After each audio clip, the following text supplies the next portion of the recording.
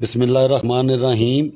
تشخیص کے روحانی سلسلے پر چلنے والے اعمال کا اس علم سے اندازہ لگایا جا سکتا ہے اور پھر اس کے مطابق علاج کیا جا سکتا ہے۔ پھر جس فرد پر جو بھی ہو وہ واضح ہو کر سامنے آ جاتا ہے اور علاج کرنا آسان بن جاتا ہے۔ یہ طریقہ علم الاعداد سے دیکھنے والا ہے، جس سے کسی بھی نوعیت کے جادو یا سحر کا پتہ لگایا جائے گا اور یہ دیکھا جا سکتا ہے کہ جادو ٹونا ہماری زندگی میں ہے کہ نہیں۔ یہ طریقہ نہایت ہی آسان ہے۔ سب سے پہلے اپنا اصل نام، جیسے محمد سلیم نام میں محمد کے عدد نہیں لیے جائیں گے، صرف سلیم کے عدد ہوں گے۔ اسی طرح سید فرقان علی شاہ میں صرف فرقان کے عدد ہوں گے۔ اس طریقے سے عدد نکالیں اور ساتھ اپنی والدہ کے نام کے اعداد ملا کر ان کو 12 پر تقسیم کر دیں اور پھر نتیجہ دیکھیں کہ تقسیم کرنے کے بعد باقی کیا بچا تو دیکھ لیا جائے، اور اس کے مطابق چینل میں سے جو علاج کے طریقہ کار پر ویڈیوز موجود ہیں اس کے مطابق اپنا علاج بھی خود کیا جائے۔ ہمارے چینل میں موجود تمام وظائف اور عملیات کی اجازت عام ہے۔ جدول میں مد، کھڑی زبر اور حمزہ کا ایک عدد لازمی لینا ہوگا۔ جیسے بشرا میں کھڑی زبر ہے تو ایک عدد اس کا ہوگا۔ 12 پر تقسیم کرنے کے بعد اگر ایک باقی بچے تو ان پر اس قسم کا جادو کیا گیا ہے جس سے کوئی بھی دوا ان پر کسی بھی صورت اپنا اثر نہ کرے اور یہ دن بدن نئی نئی بیماریوں میں مبتلا ہوں۔ اس عمل کی بنیاد زیادہ تر سر میں شدید درد اور کندھوں پر وزن سے منسوب ہے، جو آہستہ آہستہ بڑھتا جا رہا ہے۔ اس تشخیص کے مطابق ان اعمال کا جو بھی توڑ ہوگا وہ درج کیا جائے گا۔ 12 پر تقسیم کرنے کے بعد اگر 2 باقی رہے تو جسم کے حصوں پر وزن کے ساتھ درد ہوتی ہے۔ یہ علم علوی کی بنیاد پر کیا گیا ہے، جیسے کوئی سورہ فیل، سورہ کوثر، سورہ تبت یدا، سورہ یاسین شریف کو مبین در مبین مریض کا تصور باندھ کر پڑھتا ہے۔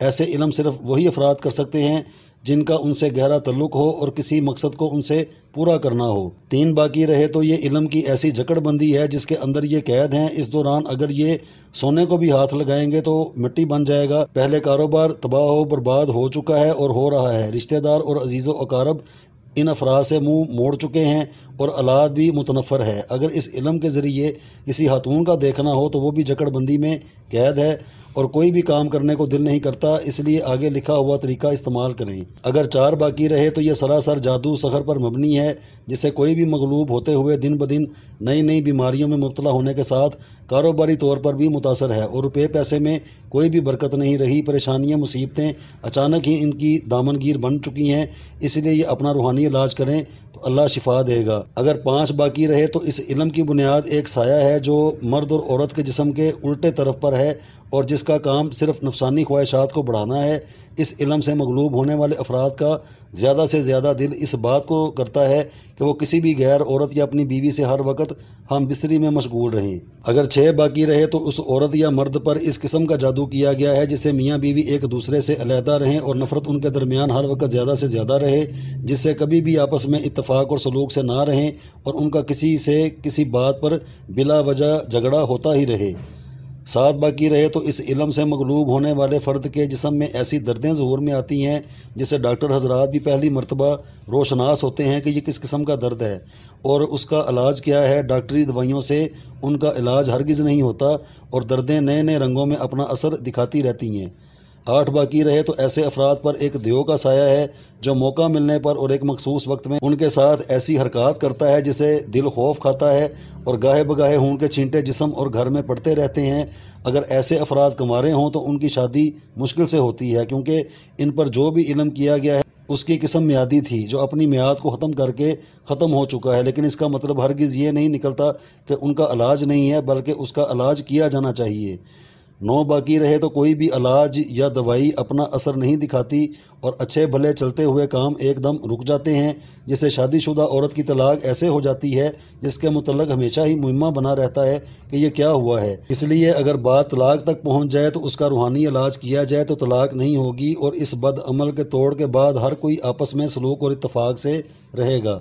10 باقی رہے تو مریض جسمانی اور روحانی تکالیف میں مبتلا ہے، جس سے جسم کی ہڈیوں میں درد ہوتا ہے اور سر میں ہر وقت درد ہوتا رہتا ہے۔ اگر اس کا بھی علاج بروقت نہ کیا جائے تو لا علاج ناممکن اور پیچیدہ بن جاتا ہے۔ 11 باقی رہے تو جادو اس قسم کا کیا گیا ہے کہ مریض جتنا گھر سے باہر رہے گا وہ ٹھیک اور صحت مند ہوگا، جیسے ہی گھر کے اندر داخل ہوگا اس کا دل اڑنے لگے گا۔ علاج کے بعد شفا اللہ کے حکم سے ہوگی۔ 12 باقی رہے تو اس جادو کو کسی اپنے نے ہی ایسی بنیاد پر کیا ہے جس سے مریض کسی بھی مفاد پرست انسان کی ہر کوئی بات مانے اور نہ چاہتے ہوئے بھی انکار کسی بھی طرح نہ کر سکے۔ لیکن اب اس کے جادو کروانے کا اثر بالکل ختم ہو گیا ہے، کیونکہ جو مقصد تھا وہ پورا نہیں ہوا اور مریض کو ہوش و حواس میں رہنے کے ساتھ جو کام اس کو کرنا تھا وہ نہیں ہو سکا اور وہ خود بیمار ہو گیا ہے۔ اس لیے ان کا روحانی علاج کیا جائے۔ یہ حساب علم الادا سے منسوب ہے، جو بعض اوقات تو مریض کے مرض کے بالکل عین ٹھیک بیٹھتا ہے اور بعض اوقات ایسا حساب اخذ کرنے پر صحیح بات برآمد نہیں ہوتی۔ اس لیے اگر کسی کے حساب سے کوئی بات صحیح نہ نکلے تو وہ اپنی زندگی میں پائی جانے والی موجود رکاوٹوں کو جادو ٹونا ہی سمجھے یا بد اعمال سے تشبیہ دے، کیونکہ ایک دم اچانک جو انسان بیماریوں یا مصیبتوں میں گر جاتا ہے اس کی یہی واضح علامات ہوتی ہیں۔